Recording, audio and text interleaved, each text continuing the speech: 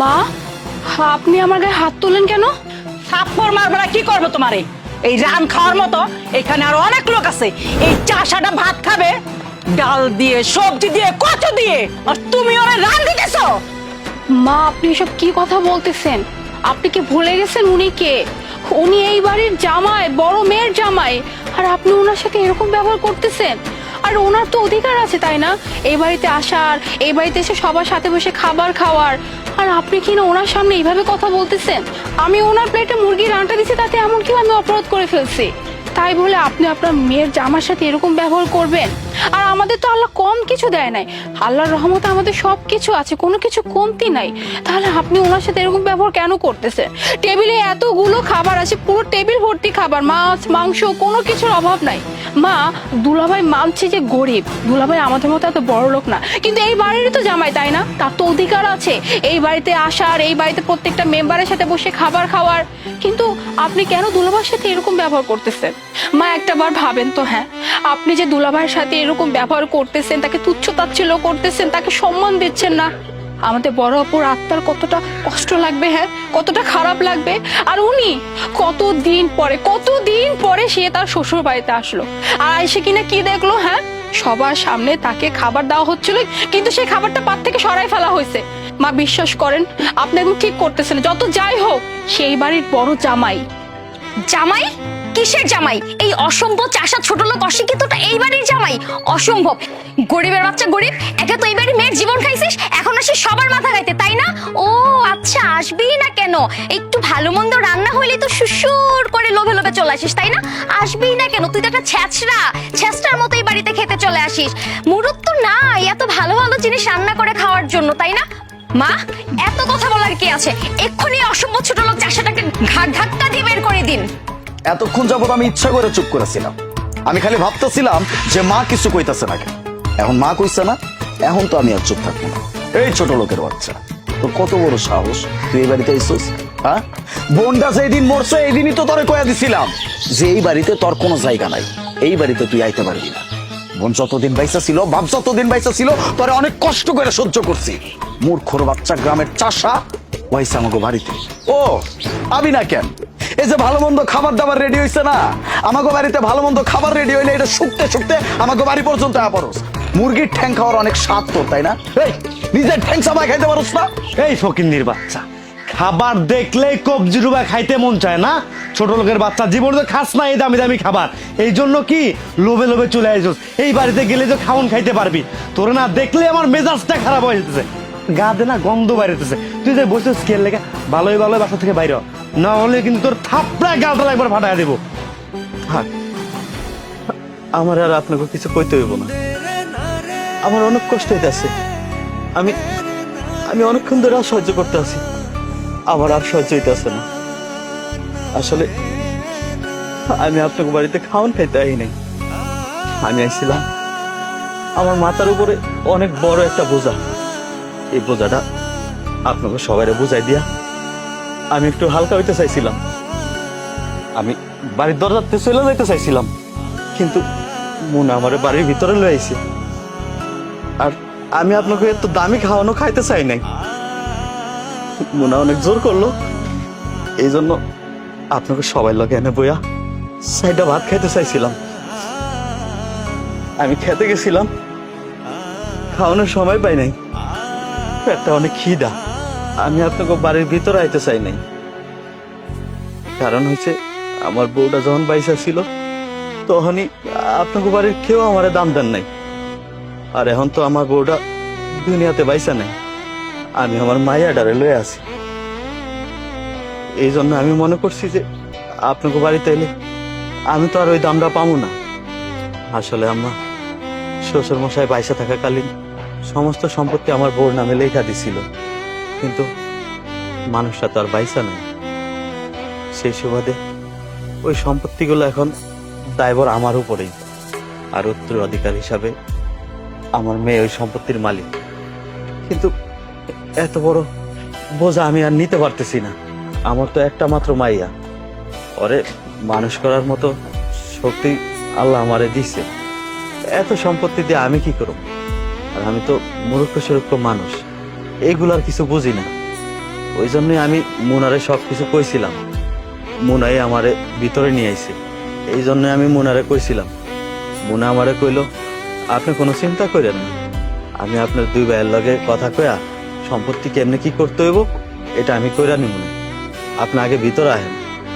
এই জন্য আমি ভিতরে আইছি আম্মা। আপনাকে এই দামি খাওয়ান খাওয়ানো আমার কোনো ইচ্ছা নেই।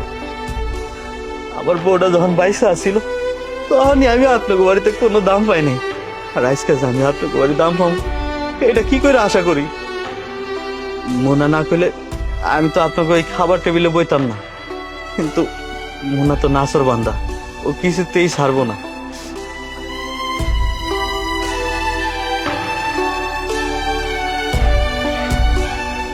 মোনা এ নাও দলিলটা।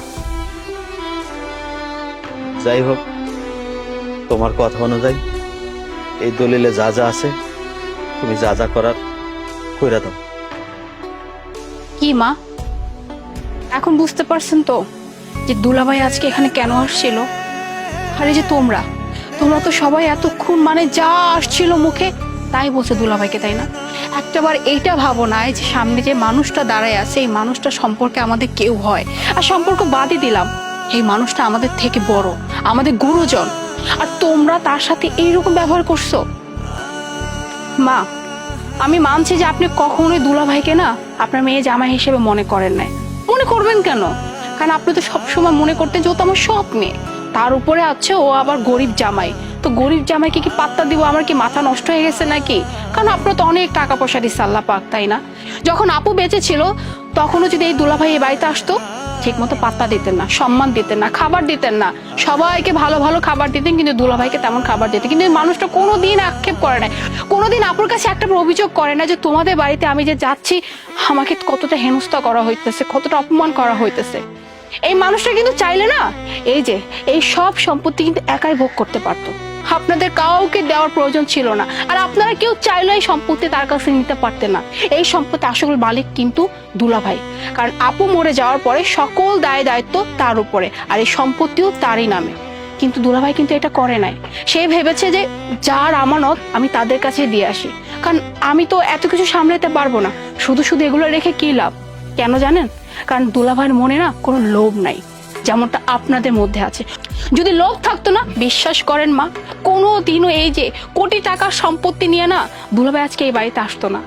আর আমি মানছি আপনারা কোনোদিন এই মানুষটাকে আপনাদের আত্মীয় মনেই করেন নাই, কারণ এই মানুষটা তো গরিব, এই মানুষটা তো আপনাদের মতো তো টাকা পয়সা নাই, এই মানুষটা তো চাষা, খেতে খামারে কাজ করে।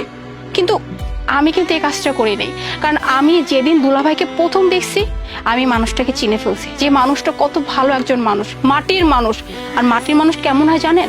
তারা একদম পবিত্র মানুষ হয়, তাদের মধ্যে কোনো ভেজাল থাকে না, কোনো কিছু থাকে না। কিন্তু এই যে আপনারা দেখতে মানুষ, কিন্তু আপনাদের মধ্যে ভেজালে ভরপুর। এই দুলাভাই আমাকে বলছিল, আমার সাথে সবকিছু শেয়ার করছিল যে মুনা, আমি চাইতেছি এই সব সম্পত্তি আমি আলিফ আর মুনকে দিয়ে দিব, কারণ এগুলো তো আমি রাখবো না, আমার তো দরকার নাই। আমার সন্তানকে নিয়ে যতটুকু রাখার আমার আছে এই দিয়ে আমার দিন চলে যাবে, কিন্তু এত ভার আমি মাথায় নিতে পারবো না। তখন আমি দুলাভাইকে বলছি, আচ্ছা ঠিক আছে দুলাভাই, আপনি যেহেতু নিজে চাইতেছেন যে আপুর সব সম্পত্তি তার ভাইদেরকে দিতে, আচ্ছা ঠিক আছে, আমি আপনার সাহায্য করব। এর জন্যই আজকে আমি দুলাভাইকে বাড়িতে ডাকছিলাম, ভাবছিলাম হয়তোবা আপনারা সবাই মিলে দুলাভাইয়ের সাথে একটু ভালো করে কথা বলবেন, তাকে আদর আপ্যায়ন করবেন। কিন্তু বিশ্বাস করেন, আমি একটা বড় ভাবি নাই যে দুলাভাইয়ের আজকের দিনও তাকে সেম ভাবে অপমানিত হইতে হবে, সেম ভাবে হেনস্থ হইতে হবে যেমনটা আগে হইতো। কিন্তু এই মানুষটা দেখেন, এই মানুষটার দিকে জাস্ট তাকায় দেখেন, একটাবার এটা মনে হবে না যে এই মানুষটা আপনাদের প্রতি রাগ আছে বা আপনাদের প্রতি কোনো ক্ষোভ আছে, থাকবে না তো। ওই যে বললাম না, উনি একজন মাটির মানুষ, আপনাদের মতো মনে ময়লা নাই। তাই এই মানুষটাকে যত যাই করেন না কেন, এই মানুষটা যেমনটা আগেও ছিল এমনটাই আছে। আর কি বলবো, আপনাদেরকে বলার আর কিচ্ছু নাই। দুলাভাই যে দায়িত্বটা আমাকে দিচ্ছিল, এই যে দলিল, এই দলিলে যত সয় সম্পত্তি আছে সব হচ্ছে আলিফ আর মুনের নামে অলরেডি সে লিখে দিয়েছে। তুমি আর আমারে লজ্জা দিও না বৌমা। আসলে আজকে যদি তুমি এই কথাগুলো না বলতা তাহলে আমি বুঝতেই পারতাম না যে জামাই এত ভালো মানুষ।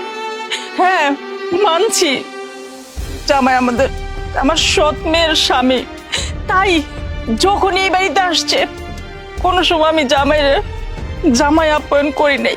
বৌমা জামাই আপন তো দূরের কথা, কখনো সম্মানই করি নাই। কি ভাবছি জানো, যে ও তো একটা চাষা বসা, একটা গরিব, কখনো ভালো কোনো খাবার দেয় নেই। আমরা সবাই যখন একসাথে খাইতে বসতাম, ওরা আমাদের সাথে বসাইতাম না, বলতাম কি নিচে বয়ে খা। আমাদের সাথে টেবিলে বসে খাবার কোনো যোগ্যতাই তো নাই। কখনো জামাই আপন তো থাক দূরের কথা, কখনো সম্মানই করি নাই। এই যে আমরা একসাথে সবাই মিলে খাওয়া দাওয়া করতাম, কখনো আমাদের সাথে একসাথে টেবিলে বসে খাইতেও দিতাম না। কি বলতাম জানো, বলতাম কি যে তুই নিচে বসে খা, আমাদের সাথে টেবিলে বসে খাবার কোনো যোগ্যতাই তোর নাই। কিন্তু এখন আমি বুঝতেছি বৌমা, আমি অনেক ভুল করছি, অন্যায় করছি।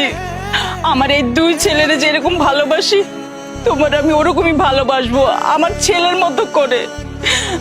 বৌমা তুমি একটু বলো না, আমারে যেন ক্ষমা করে দেয়।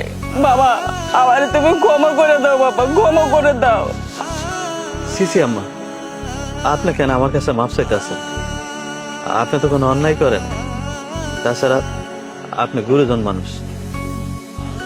আসলে হয়েছে কি জানেন আম্মা, ছোটকাল থেকে বাবা মার আদর যত্ন পাই নাই। বাবা মা কেমন হয় এটাও আমি বুঝি না। ভাবছিলাম বিয়ের পর শ্বশুর শাশুড়ি হইব, তারাই আমার বাবা মা। আমি চেষ্টা করছিলাম আপনাকে সবাই আমার আপন করে রাখার, কিন্তু আপনারা কোনো দিনও আমার আপন ভাবেন নাই। তাতে আমার কোনো দুঃখ নাই। আমি তো আপনাকে আব্বা আম্মা ডাকতে পারছি। আমার ভিতরে যে আকাঙ্ক্ষাটা ছিল আব্বা আম্মা ডাকার, সেটা তো আমি পুরা করতে পারছি। আমার আর কোনো দুঃখ নেই আম্মা। আমার মাথার উপর একটা চাপা ছিল, এটা আমি আপনাকে বুঝাই দিতে পারছি। আমি এখন ময়ূরেও শান্তি পাবো। দুলা ভাই, অনেক অপমান করছি ভাই আপনারে।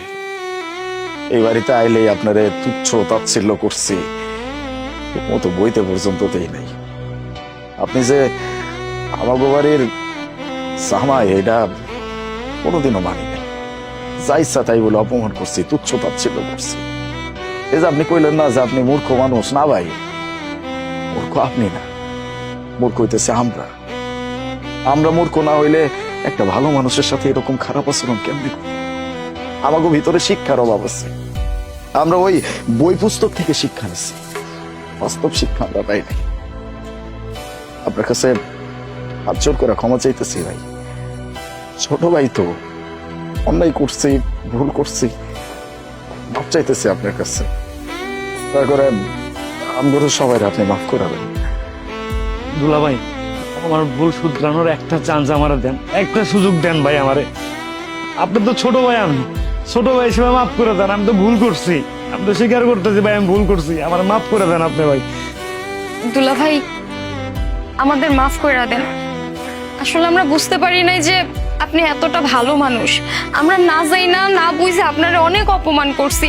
আমরা বুঝতেই পারি নাই যে আপনি এত ভালো একটা মানুষ, এতটা ভালোবাসেন আমাদের। আপনাকে কারো কোনো কথায় আমি মনে কষ্ট পাইনি। আমার মাথার উপর একটা দায়িত্ব ছিল, এটা আমি আপনাকে বুঝাই দিছি। আর এই বাড়িতে আপন বলতে তো আমার বউটাই আসছিল। ওই মানুষটা যেহেতু আপনার বাইসা নাই, এই বাড়িতে তাইলে আমার আপন আর কেউ থাকলো না। তবে আপনাকে সবাই একটা কথা দিয়ে যাইতেছি, আজকাল পর থেকে এই গরিবের বাচ্চা এই বাড়িতে আর কোনো দিন আইব না, কোনো দিন আইব না।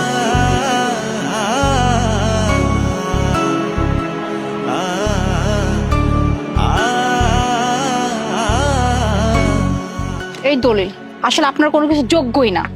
বোমা